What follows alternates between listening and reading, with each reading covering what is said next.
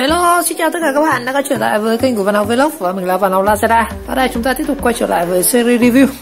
Ở đây thì hôm nay mình có một cái cục ắc quy, nó là Duramoto GT25 hay Z5S. Cái này mình được cho. Và hôm nay chúng ta sẽ review thử xem cái ắc quy này như thế nào nhá. Và cái này thì cũng không phải hàng mới đâu, hàng người ta thay kiểu vừa vứt đi mình xin về thôi. Rồi xem nó như thế nào nhá.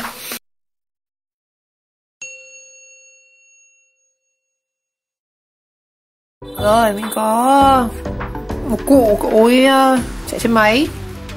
Thế bảo có cái bệnh là dùng một thời gian thấy ắc quy nó bị tụt và nó yếu, thành ra là còi nó bị xịt xịt ấy.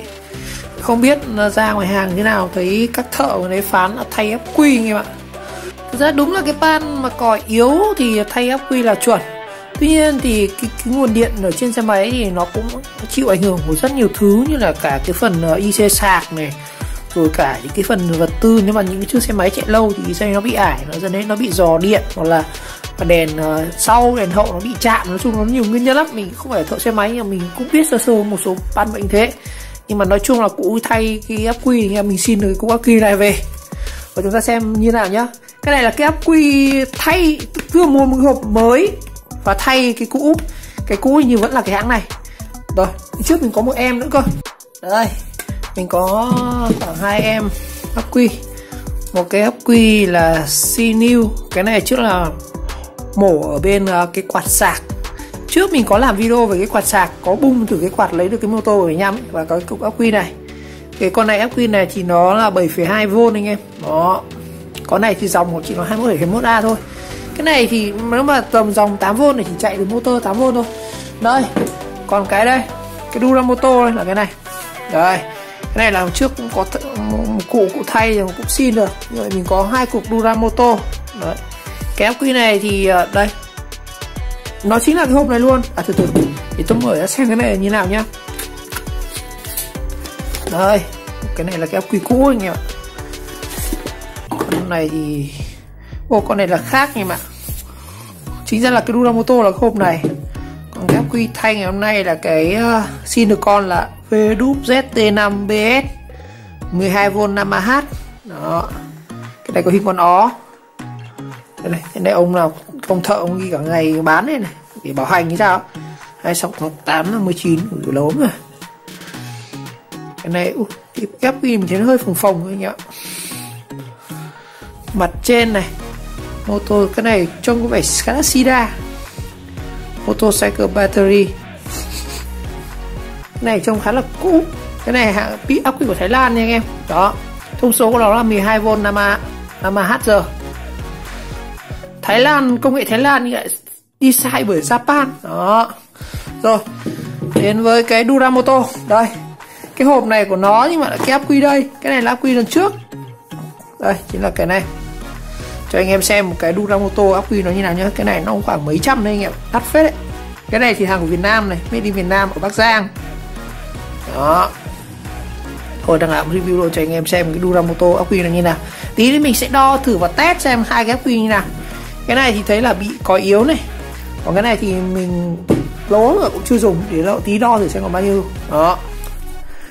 Cái ắc quy thì thực ra là dùng ắc quy này chúng ta nó sẽ cho rằng là 12V, mình có thể xem nào. 12V các bạn có thể chạy được motor này, motor 775 này, chạy được một số bóng halogen này và một số các cái nguồn wifi các thứ, mình có thể dùng ắc quy này được, không sao.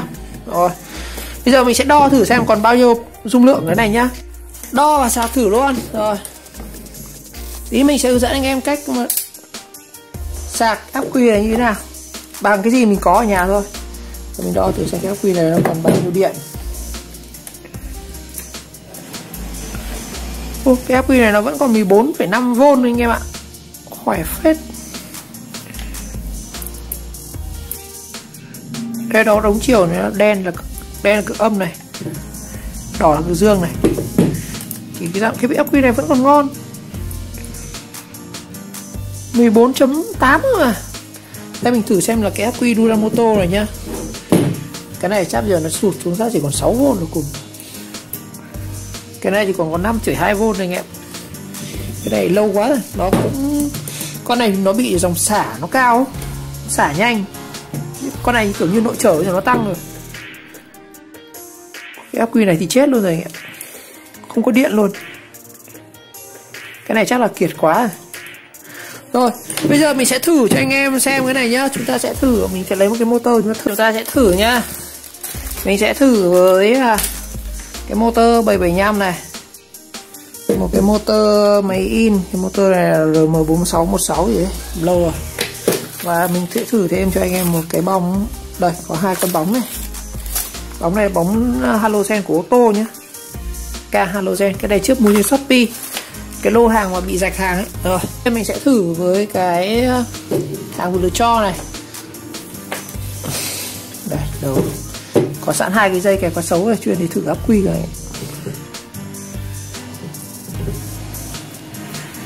Đây, mình sẽ thử cái motor, cái ắc quy mới này nhá.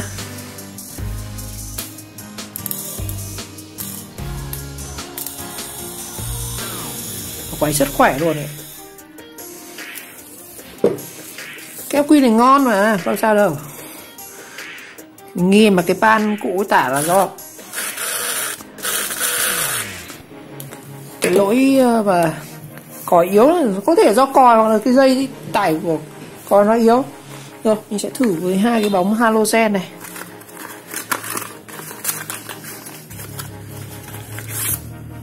Lệch bóng halogen của ô tô các bạn. Bóng của đèn pha đấy.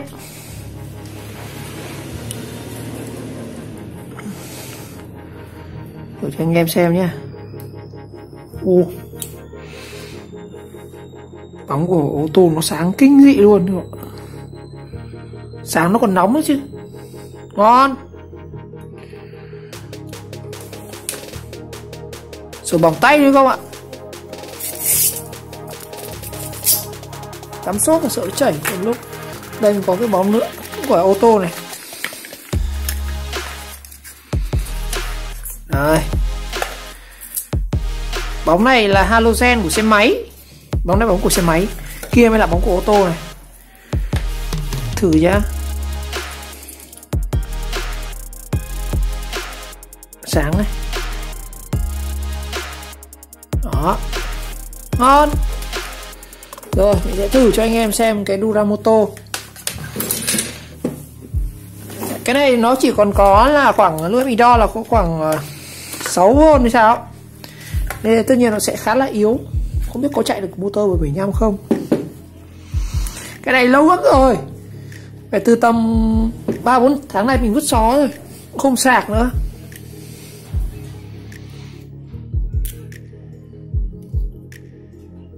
Không chạy được motor 775 luôn.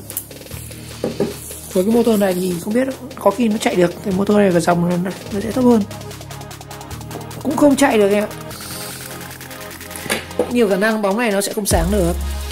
Cứ thử thôi.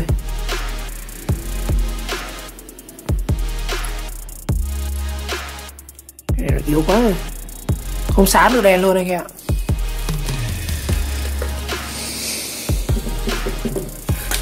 Cái này của nó xem mình nuôi đo lại xem bao nhiêu vôn nhỉ. Tôi quên mất rồi.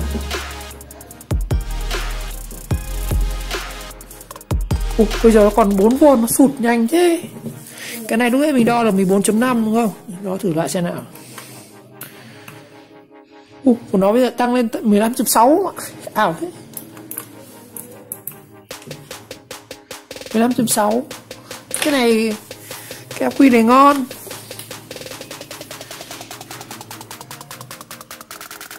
Cắm quạt tiếp các thứ chạy khoan ấy, ngon lắm vậy. Cái này ắc quy này mà chạy cái buji sấy cực đã luôn. Đây, cái này mà chạy buji sấy 12V này thì tuyệt vời luôn. Thử nhá. Tôi thử xem là với buji sấy này xem như nào. Ô, hộp là không thấy buji đâu không ạ. Quên mất là cái con này là lắp sang cái máy cắt thủy tinh rồi. Đây, còn một em nữa đây. Đây, mình sẽ thử cái này.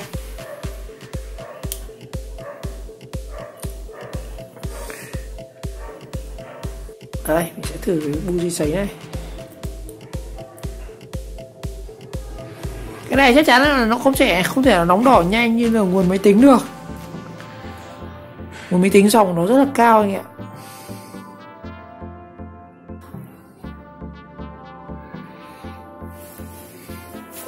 Nóng bỏng tay luôn anh ạ. Để cho anh em xem này, thùng nó có sốt này, thấy chưa? Đó, có khói này cũng được. Nói chung là cái ắc quy này ngon, còn rất khỏe luôn. Khoan đi cả mầm luôn này.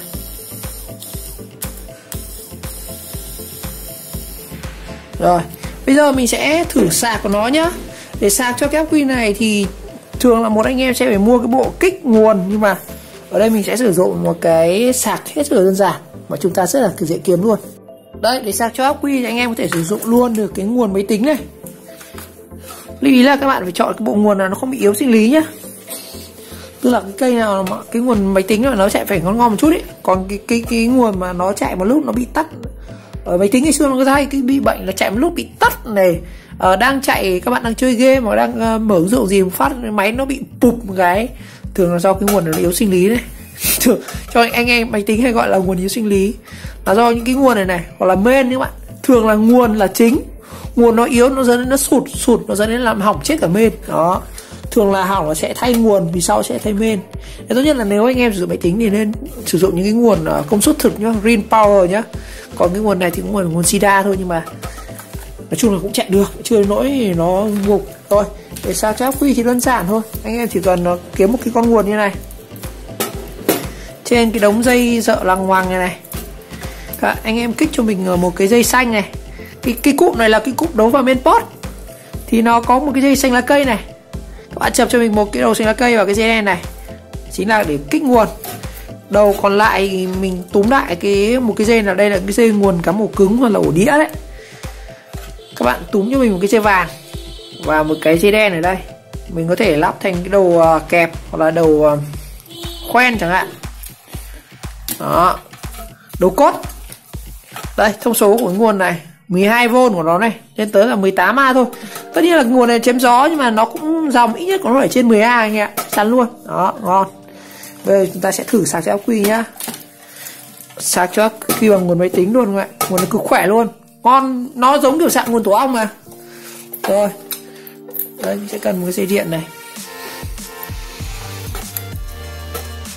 Rồi, anh em cắm dây xanh vào gì khác nguồn nó quay này.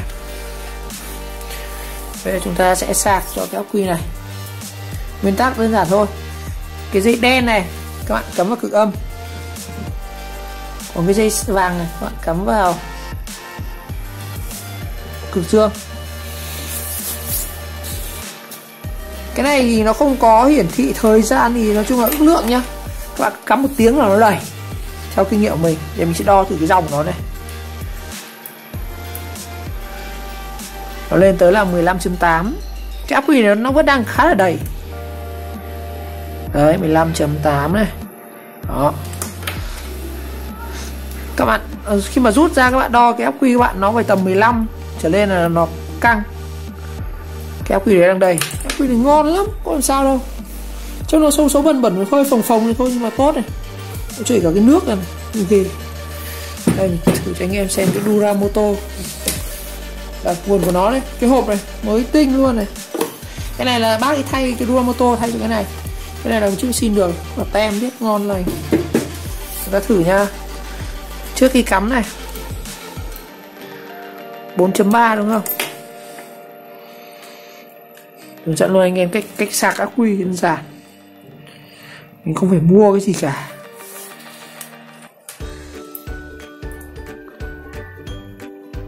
Đấy, cái dòng của nó vào đang tận là 14 đấy. Tầm khoảng 1 tiếng nó sẽ đầy. Mình để khoảng 5 phút xem nó được sạc được bao nhiêu nhá. Mua là 4.2 thì khoảng 5 phút rồi. Mình sẽ đo lại thử nhá. Đây. Chỗ này đang báo là 14.8 này. Mình rút ra nhá, xem được bao nhiêu. Nó phải lên tầm 6 7 ấy. Nó lên tận tới 9.2V rồi ạ. Nhưng mà cái này nguồn này, cái này nó hay báo ảo lắm. Mình thử cái ắc quy này xem. Chúng ta thử cắm xem là cái motor kia nó chạy được. Vẫn đang dùng con Duramoto nhé.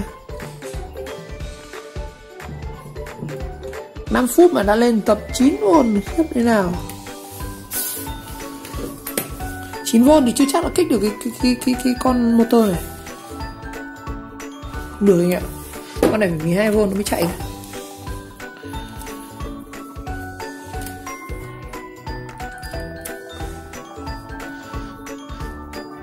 Cái con này thực ra là nó cũng lỗi, nó bị sụt. Nên là người ta cũng thay mình xin được về mà. Đây, nó tụt xuống con 7.2 rồi. Đại khái là ngày hôm nay thì cũng chia sẻ cho anh em một cái mẹo về cách sạc ắc quy, và cũng như là để review cái con ắc quy mình xin được, cho nó cũng xấu bẩn bẩn, hơi phồng phồng như vậy. Thì nó cứ phồng lên này, anh hiểu không? Nhìn cái thân nó phồng lên này, nó như kiểu cái pin laptop, pin điện thoại chúng ta dùng thời gian nó bị rộp lên. Con này cũng thế, nó bị phồng lên này, nên chắc là thay cũng là đúng đấy. Nó phồng lên khá là kịp. Trong khi con Duramoto này nhìn khá là đẹp, mới tinh tình luôn, nhưng mỗi tội đều. Rồi, một lần nữa cảm ơn anh em đã theo dõi video clip, và nếu thấy video hay và ý nghĩa các bạn nhớ like, subscribe của kênh và chờ đón các video tiếp theo. Ở đây mình có một con ắc quy nữa này. Hôm nào mình sẽ làm thử một video khôi phục những chiếc ắc quy cũ nhá. Ok, xin chào, gặp lại trong các video tiếp theo.